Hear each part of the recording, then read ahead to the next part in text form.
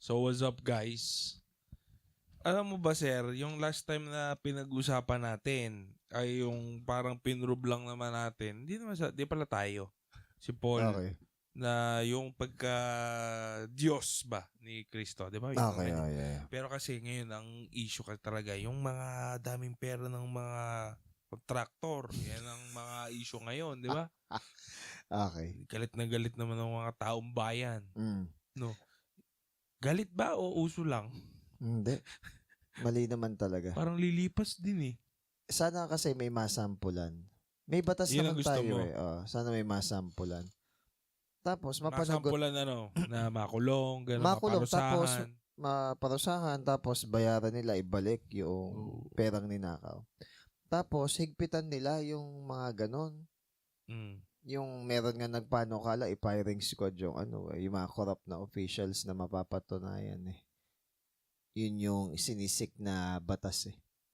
Mag-ano talaga, gano'n? Mm. Firing Hindi, squad. yun yung file na batas no. Dati. Merong, hindi, dito lang. May nagpa-file ng gano'n ng bill. Dati, gusto na rin nila yun eh. Ang problema kasi, nangongorap na ngayon nasa itaas, wala pang disiplina yung nasa baba. So, perfect combination. So, for example, kinokorakot yung flood control Yung uso project. ngayon, di ba? Tapos, siguro ngayon lang lumabas dahil nga nagbabaha-baha. Pero dati pa nilang ginagawa yan. Kaya nga, meron ako nabasa, ito nabasa ko lang naman, sabi is, nung time daw ni Pinoy, naghirap daw silang mga kontraktor. Siguro, mas na-implement yung batas nun. Ngayon, happy-happy uli sila. Ako naman, ang kinakatakot ko, hindi ba sila natatakot na yung mga ganong bagay mayroong balik yung... May interview si Vico Soto eh. Okay. Yung mga yun, sa tingin mo ba, systemic kasi yan, sabi niya. Sa tingin mo ba yung mga contractor na yun, nagsimula sila na milyon agad? Hindi. Hindi naman milyon agad. Hindi. Parang una, 100 lang, gano'n. Hanggang sa nasanay na.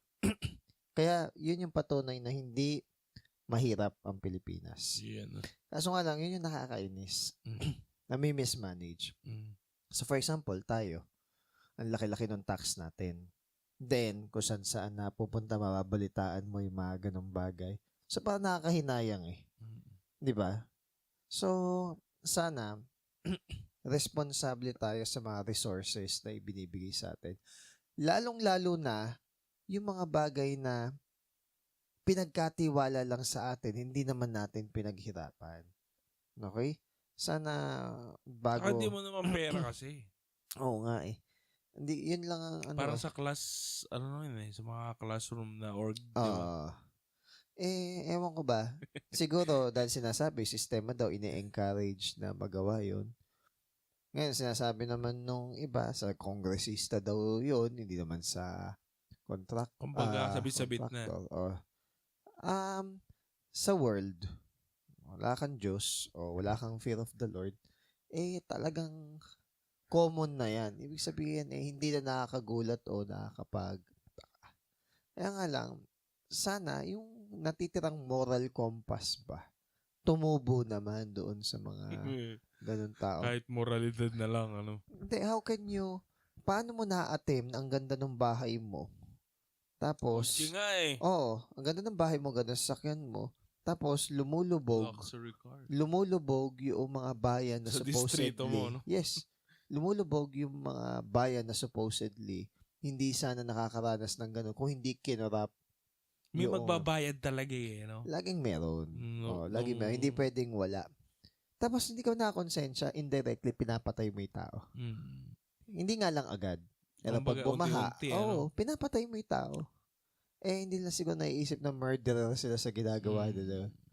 Justify pa na sila nga ginagawa yun. So, hindi dapat ganon. Kasi nga, yung moral compass ng tao, mababa. Oo, parang iba na yung kanilang moralidad. Yung mga SOP na yan, okay that is unconstitutional. Meron one time, Kang ganun no kausap namin. Pero ba't nakakalusot? Ibig sabihin, maluwag din tayo. Oo. Bilang bansa. Nai-report na nga. Parang wala namang ginagawa action eh. So, may nakausap kami, sabing ganun is, lahat naman ng institution dito, ginagawa yan eh. Ang sinagot ko naman, kahit po buong mundo pa yung gumagawa po niyan, wala po yung constitutional basis. So, ibig sabihin, wala po regardless. Regardless, kahit na lahat ginagawa yon, it remains excuse wrong. Na ba yun? Diba? Oo. Well, sa concept kasi ng normality. Okay. Parang mas madali nilang tanggapin kapag mas madaming gumagawa. Okay. Yun naman yun. Kaso nga lang, right remains right kahit walang gumagawa nun, and wrong remains wrong kahit na lahat ginagawa yun. Hindi siya sapat na excuse. Yun din, kapag mas madami kasi kayong gumagawa ng mali, parang mas na-affirm o na-encourage, which is wrong. Hindi dapat ganun. Sa mundo, maraming tanga. Madami din mali. Fallen kasi yung diba? world. Fallen yung world. Kaya hindi na totoo masyado yung yung paramihan din, Kasi maraming hindi naman hindi naman righteous. Hindi naman na alam ang tama. Broad is the way. To destruction. Hindi lahat dapat democracy. Hindi, totoo naman. Baka mag-i-ano na tayo. May ka ba? May gano'n ka din iniisip. Mga 3 a.m. thoughts. Hindi, maiisip mo rin naman eh. Kasi democracy, hindi nga nila gets. Parang gano'n. Kaya nga hindi natin gets yung kingdom mindset ni God eh. Kasi hindi man democracy ang kingdom mindset. Theocracy. Merong hari dun kasi na kailangan masunod. Yun. Fine. Yes. Let's go. Okay. Dos. Okay. Chapter 2, verse 1. Gusto kong malaman nyo kung gaano ako nagpapakahirap para sa inyo. Mga kontraktor to. Okay. Sa mga taga-Laodicea at sa lahat ng mga hindi ko pa na-meet ng personal. Okay. Tandaan natin na si Paul dito mayroong conflict. Conflict sa sarili niyang spiritual warfare and conflict regarding dun sa concern niya sa mga taga-Colossians. So, pero kahit na mayroong great conflict dun sa bagay na yon, is alam naman natin na mahal ni Paul yung mga taga-Colossae.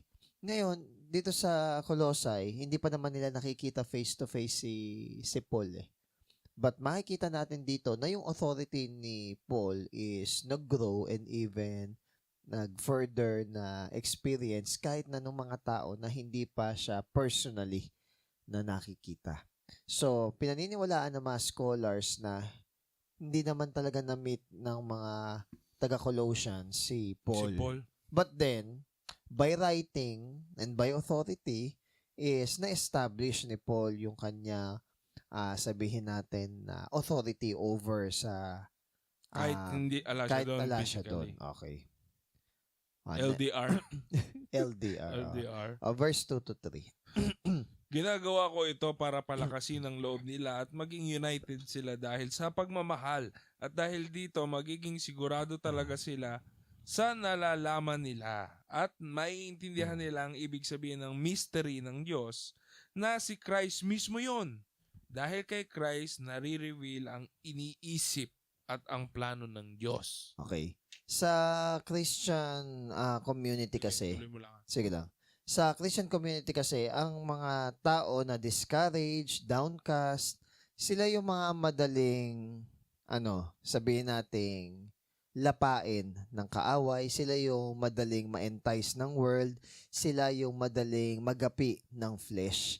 So, si Paul dito, ine-encourage niya yung mga Colossians. Why? Para steadfast sila sa kanilang pagsunod kay God. Steadfast sila sa kanilang faith kay God. Now, sabi dito, being knit together in love. So, gusto ni Paul, united yung mga taga-Colossians in love. Hindi coercion, hindi pilit. At hindi lang united for the sake of unity. Kundi united sila in righteous love ni God. Ngayon, explain naman natin yun no? Yung sa love, no? and explain din natin na hindi siya dapat nagto-tolerate ng kasalanan. Hindi naman ganun. Okay, it doesn't love yung wrong. Tapos, in-explain din naman natin kung ano yung unity. Unity sa truth. Hindi unity sa error. Okay. Pag unity nga, nag-break yun nga eh. Tapos sabi dito, attaining to all riches of the full assurance of the understanding to the knowledge of mystery. So, tandaan natin na yung unity natin hindi lang dahil sa grace or sa love or sa mercy, kundi dahil din sa truth. Kasi there is no true unity kung hindi tayo nag-unite sa katotohanan. So, from both being knit together in love and growing in the understanding and knowledge of God's truth. Ang tunay na karunungan na gustong ipalam sa atin ni Paul sa mga taga-Colossians ay yung knowledge or wisdom in Jesus. Siguro, bakit ba? Ano ba problema ng mga taong to? Masyado ba silang matalino sa hindi maka-Diyos na bagay? Hindi naman. O mga unnecessary na mga... Hindi naman. Kumbaga, kaya to sinasabi ni Paul para pag-ingatin ni Paul itong mga taga-Colossians. Kasi maraming mga grupo o ibang mga tao ang tinatry silang i-persuade sa maling paniniwala. So, kumbaga... Laging dun no? So, kumbaga, iniingatan ni Paul itong mga Colossians na wag sana silang maligaw ng landas. At saka sasabi dito ng totoong kayamanan ay makikita natin sa kasiguraduhan na tayo ay ligtas. Okay? Marami kasing mga Christians na hindi full yung kanilang assurance ng kanilang salvation. Pero yung tao... Christian naman sila. Parang Christian hindi lang naman sila sure. Oo. Pero meron din naman na sure sila. Pero hindi pala. Yun yung mahirap. Sige nga, mag-dwell nga tayo dyan. So, ano bang dapat gawin kapag wala kang assurance? I-assess... Maganda bang study yun? Maganda in terms of makakapag-assess tayo. Pero hindi siya maganda na continuous state of mind or continuous state of life. So, ang pros niya, parang ang humble mo, honest ka sa sarili mo. Kumbaga, hindi ka bulag din. Di ba? Kasi ang pros pala yun, pros. Okay. Ang cons kasi nun is yung parang, basta ako, save ako Okay. Wala ibang makapagsasabi sa akin. Tanging Diyos lamang ang makapanghusga. Okay. May ganun ding attitude. Oo. Kaso nga lang, pwede naman correct. Kaso nga lang, pwede naman kasi nating ma-assess yung sarili natin by using the Bible as our mirror. Para kumbaga, yung Without Bible bias, yung Bible ang magko-correct sa iyo. Okay? Ngayon, sabi dito, may mga tao kasi na hindi sure kung save ba talaga sila. Kaya mainam na alam natin if we are really on the faith. Ngayon binanggit dito, to the knowledge of the mystery of God. So, the word Christ is in the same case as mystery. So, placing it in a position with the mystery is Christ. So, yung iba naman, ang ginagawa is yung pagiging, yung term na mystery dito, ginagawa nilang super mysterious. Yung para bang hindi pwedeng malaman. Yung ibig sabihin lang naman ng mystery dito, hindi na ilahad. Ay, secret? Oo, hindi naman yung totally secret.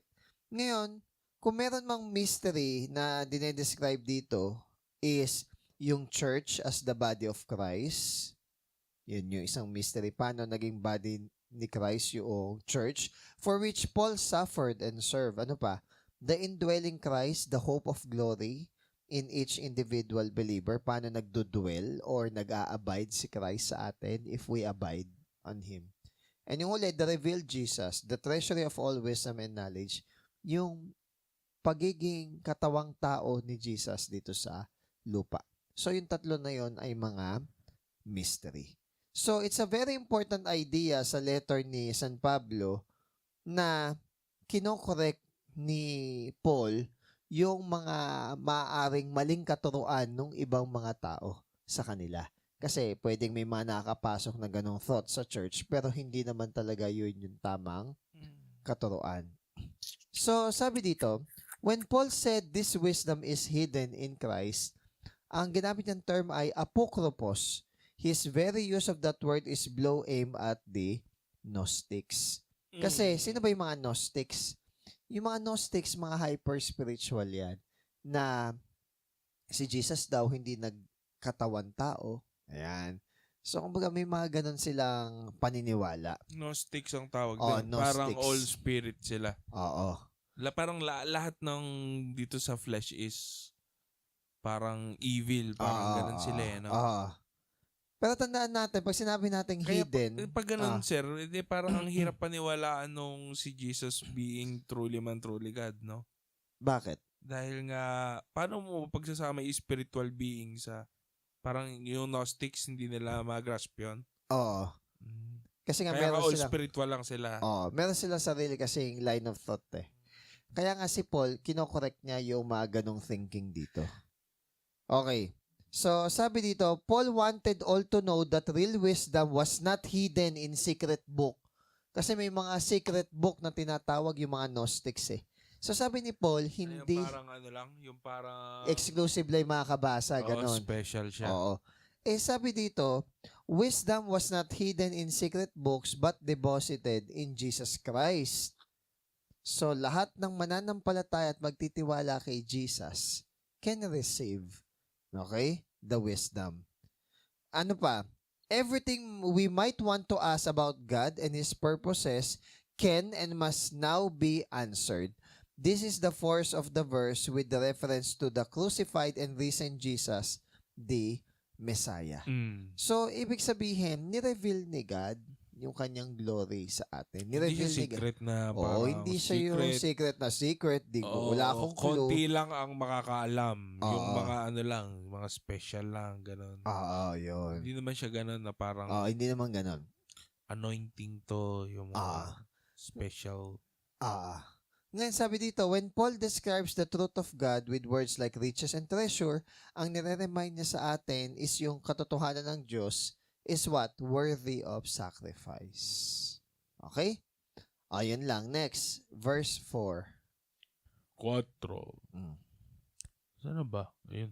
Sinasabi ko ito sa inyo ngayon para hindi kayo maloko ng mga taong maganda ang mga sinasabi pero hindi naman totoo. Okay. So, winawarningan dito... meron nga.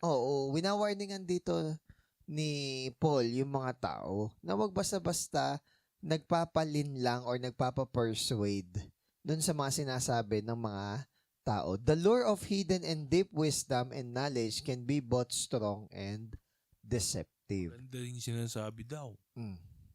So, kailangan aware tayo sa kung ano ba talaga ang salita ng Diyos at kung sino ang Diyos. Yes, para hindi tayo madaling magancho. Yes. Kasi ang tao attracted yan sa magandang sinasabi. Di ba? Pag maganda ang mga sinasabi, madalas doon tayo mas nakikinig. Paano nga kung dito to? Yun yung problema. Ngayon, sabi dito is... Nice scam na. Hindi naman sinabi ni Paul dito na deceive na yung mga tao dito na kausap niya. Ang sinasabi lang niya, yes, danger or warning. Parang may posibilidad. Ano? Okay? Lahat naman ng tao may posibilidad maloko. Diba? Yan ang problema kapag mayabang ka. Hindi ako maloloko. Wala yan. Hindi. May pagkakataon. May ganun eh, di ba? Wala yan. Iba, ano yan? Nasa tao yan. Yan ang lagi sinasabi. Dahil wag ako sinasabing nasa tao yan eh. Kasi wag mong maliitin na kakayahan mong magkamali. Di ba? Wag mong maliitin. Fine. Okay. Next. 5 to 7. 5 to 7. To 7. Kasi kahit na wala ako dyan, lagi ko naman kayong iniisip. Masaya akong makita na namumuhay kayo ng maayos. Okay. At matatag ang faith nyo kay Christ. Okay. Dahil tinanggap nyo na si Christ bilang Panginoon nyo, mamuhay kayong kasama niya. Magpakatatag kayo kay Christ at gawin nyo siyang pundasyon ng buhay nyo. Maging matibay kayo sa faith gaya ng tinuro sa inyo. At lagi kayong magpasalamat sa Diyos. Okay. So, sinasabi dito, I am absent in the flesh, yet I am with you in spirit. So, sa pamamagitan ng panalangin, yung core ng conflict na minention niya sa Colossians 2:1, Paul genuinely felt that he was among the Colossian Christians in spirit, even though he was absent in the flesh.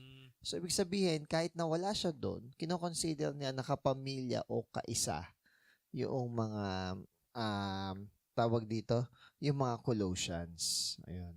Hindi naman siya astral. Hindi naman. Okay. Ano pa? Rejoicing to see your good order. Ibig sabihin, magpatuloy tayo sa mga katuroan o kaayusan na natutunan natin. Okay? Hindi naman sa nakakita o nakasaksi si Paul ng heresy dito sa mga Colossians. Wina-warningan lang nila sila. Siguro sa sa dami rin ng experience na tong si Paul. Di ba? Sa dami din ng mga simbahan na mga naloko na. Galatians nga. Kung ano na nangyari. Di ba? Yun ang naging isang problema ng Galatia na simbahan. Kaya mahalaga dito na mawarningan yung mga tao. So, tama yung ginagawa ni Paul dito. What else? So, may sinasabi ba dito na walk in Him, rooted and built up? So, ano yung sabihin ng walk, rooted and built up? Walk para hindi ka manatili kung nasaan ka. Rooted, ibig sabihin hindi ka basta-basta tutumba. Tapos, built up, ibig sabihin is parang structure na yung pundasyon daw si Kristo Oo, yan. What else? Sabi dito is, it is not usual with the apostle to employ this double metaphor taken partly from the growth of a tree and the increase of a building. So, kung mapapansin natin, it should be grounded daw sa word ni God. Okay? Next, verse 8. Kailangan talaga alam mo yung word ni God para di ka maloko. Number 8. Ucho. Maganda to. Mag-ingat kayo, huwag kayong maging biktima ng mga teaching na maganda lang pakinggan. Pero wala namang laman, kundi panloloko na galing sa tao at sa mga naghaharing espiritu sa mundo. Hindi galing kay Christ ang mga iyon. Okay. So, sinasabi ito, mag-ingat daw tayo sa mga false teaching. Okay? Kasi mga false teaching, mga philosophies na yan and empty deceit, makakapanlin lang talaga yan ng mga Ano ba sa tingin mo yung mga magbigay ka ng mga top 3? Yung God the Mother. Diba? False teaching. False teaching. Ano pa? Yung pinaniniwala ng maraming tao. Yung iba? Yung si Jesus hindi daw nag-come in the flesh. Yun. Sa Gnostics kasi ganun Ako kasi, ang number 1 ko talaga dyan. Yung di daw Diyos si Jesus. Hindi naman. Yung plus points.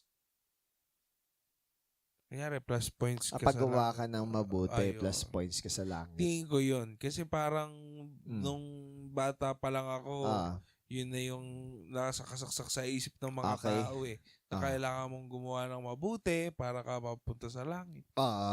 Yung mga pelikula nga, angel na napapatapon sa langit tapos para ma-redeem ang sarili, may good deeds. Okay. Di ba? Sa mga movie. Hindi naman kasi ganun. We are not saved by our own goodness. Yun, sa tingin ko yung we are saved by the grace of God.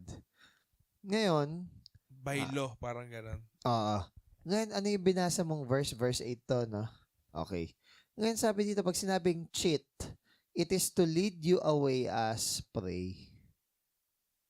Okay. So, ibig sabihin, inihiwalay ka para madali kang malapa. So, para ka madaya. So, ibig sabihin, wina-warningan ni Paul dito yung mga Colossians kasi halo-halo na ng katuroan yung meron dito. So, isa-isahin ko. Merong Gnostics, merong Greek philosophy, may mga local mystery religion, at merong Jewish mysticism. So, naghalo-halo na. Okay. Now, sabi dito,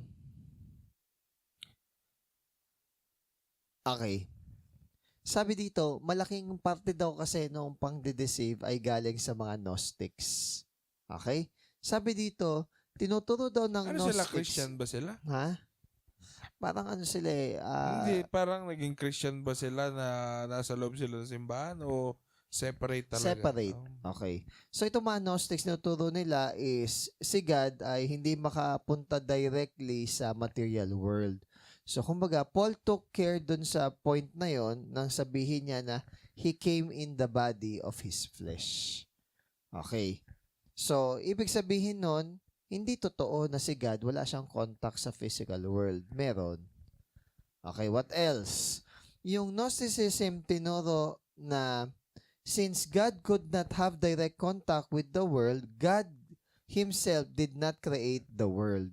Kundi talaga lang daw siya ng mga angels para i-create yung world. O, mali na naman yun. Kasi si God ang nag-create ng heavens and earth. Saan kaya nila kinukuha yan? Ano? O, ewan ko nga. Ano pa? Sabi din ng mga Gnostics is hindi nakipag-deal directly si God with man and the material world. But that He dealt with the world through a series of mediators. Paul took care to show that Jesus did the work of reconciliation of himself to himself. So, ibig sabihin, peacemaker si Paul dito.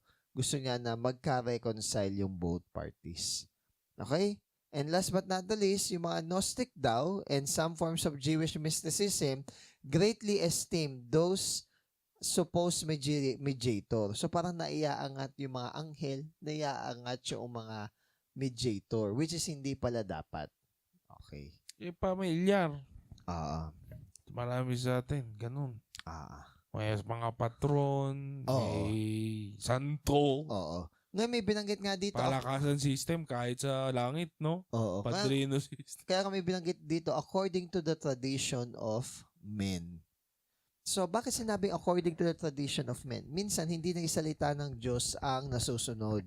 Ang nasusunod na is yung ginagawa ng tao. Kapag ka ganun, mali yun. Okay? So, now, tradition. So now, tignan din natin if yung tradition natin ay nakakontra doon sa salita ng Diyos. Kung hindi, yung Katoliko, hindi sila hindi sila sola scriptura eh. Meron pa sila ibang mga books na binabasa. Hindi, saka tradition. Okay. Parang tradition. Ang tradition kasi normally gawa ng tao, hindi gawa ng Diyos. So, sisingilin din tayo. Okay? Ngayon, verse 9 and 10. Hanggang 12 lang naman tayo. Pero ito, 9 and 10 lang. Kasi, makikita kay Christ ang buong nature ng Diyos. Dun sa pagiging tao niya.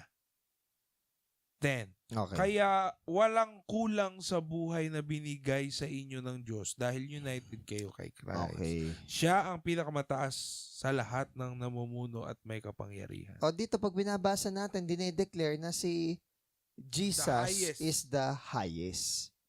Okay? Ano sabihin nun? So, ibig sabihin, siya yung may authority sa lahat. Ngayon, sinabi din dito na yung all the fullness of the Godhead dwells in Jesus. So, ibig sabihin, si Jesus ay God and capable na yung lahat ng persona or sabihin natin na yung pagiging God ni God ay in-express niya through kay Jesus. Son of God niya. Okay. Ngayon, paano natin makokontra yung mga negative or sabihin natin na yung mga false religion? So, mahalaga, alam false talaga belief. natin yung salita ng Diyos. Maraming mga false teaching katulad nito. Docetism. Sinasabi, Docetism. Sinasabi na si Jesus ay walang actual na human body. Hindi pwede yun. Kasi sinabi ni Paul, what we have touched with our own hands. Wala siyang flesh? Yun yung sinasabi. Ano siya? Yun yung paniniwala sa Docetism. Yung isa naman ay Cerinthianism. Sinasabi nito na Jesus the man was separate and distinct from the Spirit of Christ. So, para bang distinct, nakahiwalay pa. Okay? Hindi naman magkakasalungat yung tawag dito. Magkakasalungat yung God the Father, Son, and Holy Spirit. So, hindi na kailangan yun. And sabi dito, tayo daw ay complete kay Christ. So, kung hindi natin kayang maging masaya in Christ, hindi ka rin magiging masaya sa ibang bagay. So, sinasabi yung dito, iba, kasi yung iba hinahanap asawa eh. Kasi dito sinasabi, you are complete in Him. So, hindi naman sasabihin na you are complete in Him kay Jesus Plus, kung hindi talaga God si Jesus. Sabi, yung fullness na or indwelling ng fullness ni God ay na kay Jesus. So, magtiwala at maniwala tayo kay Jesus. Okay? Ngayon may binabanggit dito, head of all principality and power. Tandaan natin na mas mataas pa rin sa lahat ng bagay na to ay si God. Okay, hindi yung mga lesser angels or lesser demons. Hindi. Now, sabi dito is, even si Jesus, di ba, dineclare niya na all authority in heaven and earth, di ba, has been given din to me. Oh. Okay, yun. So, mas mataas si Jesus kahit sa lahat ng mga tao o bagay Ibig sabihin dito sa ba nun mundo. ay ano siya? Ano? Siya pinakamataas sa creation. Yes, okay. Sa creation. Oo, walang na-create nang hindi sa pamamagitan niya. Okay. Pero hindi siya kahanay ng creation. Hindi. Kasi hindi outside siya dapat. Oo, hindi siya created being. Okay. Next, doon tayo sa part ng 11 to 12. Last na. Nung united na kayo kay Christ, na-circumcise kayo, pero hindi yun gawa ng tao. Gawa yun ni Christ. Okay. Sa pagtutuli na ito, nakalaya na ang tao sa mga makasariling pagnanasa. Okay. Kasi, nung binaptize kayo, parang nilibing na rin kayong kasama ni Christ. Ayun. Tapos, nabuhay din kayo ulit kasama niya. Okay. Dahil yun sa pagtitiwala nyo sa kapangyarihan ng Diyos na bumuhay kay Christ mula sa kamatayan. Okay. So, ito yung madalas na sinasabi natin, di ba? Pag may binabaptize tayo. Na ito din ay symbolismo ng death and resurrection. Tandaan natin na yung circumcision is also ceremony or ritual. Kaya nga lang, yung totoong circumcision o pagkatuli ay hindi pagkatuli ng laman. Yung equivalent ba nun sa New Testament, yung baptism? Ito? Ng circumcision? Yes, kasi pareho silang ritual, pero not necessarily. Okay? So, kumbaga, yung circumcision is yung pagiging in covenant nila with God eh. Okay? Pinuput away nila yung flesh. Pero, pwede naman na hindi ka literal na tuli, pero sa puso mo, ikaw ay follower ni Christ at sa buhay mo, ikaw is talagang kakikitaan ng pagiging Kristiyano. So, mas mahalaga yung circumcision na sa loob kaysa yung circumcision sa labas. Kasi ano naman yan eh, kunyari totoo sa loob, lalabas eh. Lalabas yan. Yun naman ang di siguro maintindihan ng iba. Yung sabihin, dahil loob-loob na lang, wag na lang magpabaptize. Hindi ganun. Hindi siya ganun. Kasi yung baptize, siya yung nagpo-prove na nagko-commit ka talaga sa... Yun nga, kasi kung totoo siya sa loob, ang dali na lang. Sa labas. Para bang automatic na lang. Hindi siya pilit. Required, di ba? Hindi naman required na magpabaptize. Kasi, di ba, yung para ka masave. Kasi yung sa thief nga eh. Kasama ni Jesus eh. Nandun na siya agad sa paradise. Di ba? So, dahil, syempre, para ibabaptize, nakapako. Di ba? Common sense. Pero tayo, may pagkakataon. Sabi ni, ewan ko, nakalimutan ko yung sabi nun, si Paul Bow, ano pangalan? Okay, sino man? Yung black na Sige, tuloy mo lang. Ano yung sinabi? Ayun, ang sabi lang niya, syempre, hindi siya makapagpabaptize dahil nakapako siya. Pero, given the chance, papabaptize siya. Magpapabaptize siya. Magkakaroon siya ng changed life. Ngayon, sabi dito is, may mga false teaching din nang inaangat nila yung pagtutuli. Parang, ang inaano nila is parang di ka save pag di ka nagpatuli, kailangan yung gawin to. Hindi naman ganun.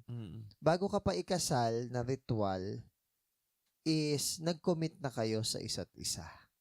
Yun yung point dito na kung totoong circumcision ang pag-uusapan, hindi yung literal na circumcision. Yung circumcision na binabanggit dito is yung pagkamatay ng ating pansariling interes o puso o yung mga makalamang bagay. Totoong pagtutuli. Yun yung totoong pagtutuli. So, kumbaga, yung iba kasi dito gustong, tawag dito, gusto nila kasing ma-deceive yung mga, taga Colossians eh. So, kumbaga, naggagawa-gawa sila ng sariling mga tradition to assert their authority over them. Yan.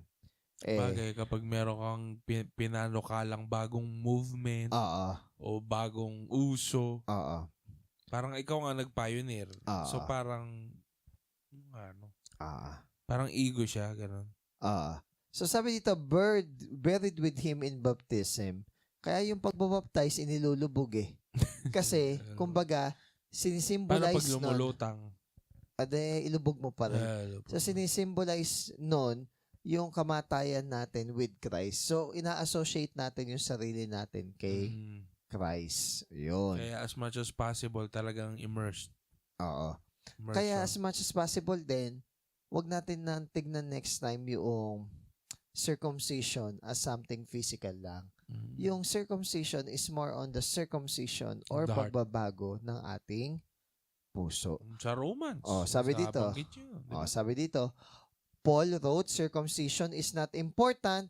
What is important is the spiritual cutting away of the flesh that Jesus performs in the life of every believer. If you want a ceremony to mark this spiritual transformation in your life, look to your baptism and not to your circumcision.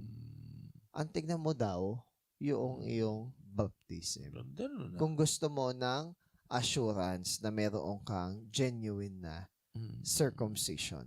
Nagpabaptize ka ba? Namatay ka ba at na-associate ka kasama ni Christ? O yun. Okay? Yun kasi yun ba lagi mo sinasabi, sir? Pag nag-orient ka. Yan ang unang pagsunod natin. Oo. Though hindi naman natin ginodiyos or tawag dito, ine-elevate masyado ine-elevate or parang baptism. pinalalaki or binibigyan ng importance na masyado yung baptism. Si Jesus ka. Ang inaano ko lang, hindi, kailangan lang natin sundin yun because that is an act of obedience. Pero ang ganda, no? Nung nabanggit mo rin sa natin, sa mid-year getaway. Okay. Si Jesus nga, di ba? Walang kasalanan. Nag-model eh. So, sino ka? Ano naghihinder sa atin? May chance. Nandiyan naman. So, ibig sabihin, excuse ng tao kasi. So, ibig sabihin, naiintindihan na yung power of regeneration ay galing kay God, hindi galing sa baptism, hindi galing sa circumcision. Hindi sa ritual, ano? Hindi sa ritual. Kumbaga ano lang siya, yung totoo mo na siya. Sa'yo. Bago mo gawing. Isabi din ni Kuya Joe, di ba? Parang kasal. Nagmamahalan na kayo. Bago pa man din kayo ikasal. Yun. So, sana makita. Yung sabi sa kasal niya, hindi ang pagmamahal. Magpapanatili. Okay. Pero mahalaga na alam natin kung ano ba yung tunay na pagtutuli. Pagtutuli ba ito ng physical na katawan o pagtutuli ito ng ating mga puso? Okay. So, kung susorkatin mo, medyo legalistic versus grace, parang ganun. Ano? Hindi, ang tinutukoy mo ba dito yung Colossians? Hindi, yung sa term na tungkol sa circumcision. Sa circumcision? Ritual na lang yun. So, kumbaga, hindi ka nagkakasala kahit hindi mo gawin yun. Okay? Ganun din naman yung yung tawag dito. Siguro, yung baptism. Hindi ka naman mas save dahil nagpabaptize ka. It just so happened na since ginawa ni Jesus, magsumunod tayo sa footstep ni Jesus. Ang lang siguro, problema lang dyan, upon knowing na ganun nga, mas may chance kang magpabaptize, tas ayaw mo lang, ayaw mo lang, siguro may problem sa'yo. Baka matigas ulo mo. Kaya nga kung tawag dito, may chance naman eh. So, kumbaga, alam mo na yung dapat mong gawin, tas ayaw mong gawin, may problema talaga sa'yo. Yun. So, sana wag natin ma-miss out na tayo magpabaptize. Yung circumcision, ano na lang kasi yan eh. Ritual and ceremony. Gawa lang din ng tao. Yung enrollment na yan, pagbubaptize. Yung ibang mga practices and traditions, gawa lang yan ng mga tao. Wag natin i-elevate yan greater than kay God. Okay. Yun lang. Bye, guys. Okay, bye-bye. Makita title natin dito. Gnosticism and